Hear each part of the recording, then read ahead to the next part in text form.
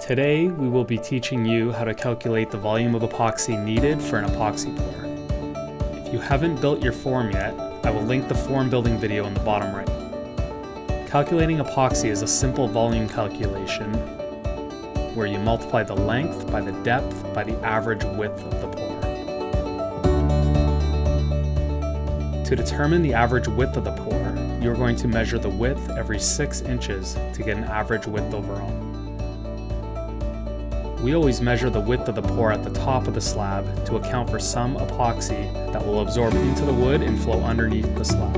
Once you've determined the volume of the pour, which is 747 cubic inches in our case, you can divide the number by 61 or convert the number to liters using Google.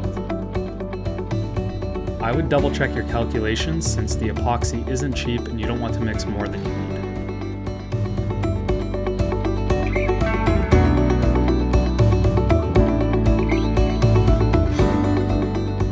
For our epoxy pours, we use Epoxy liquid plastic because it is designed for thicker pours.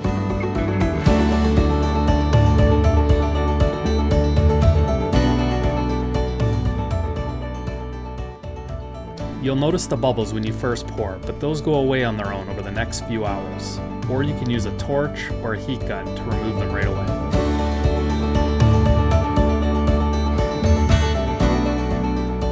Let us know if you have any questions in the comments section and we will happily answer them.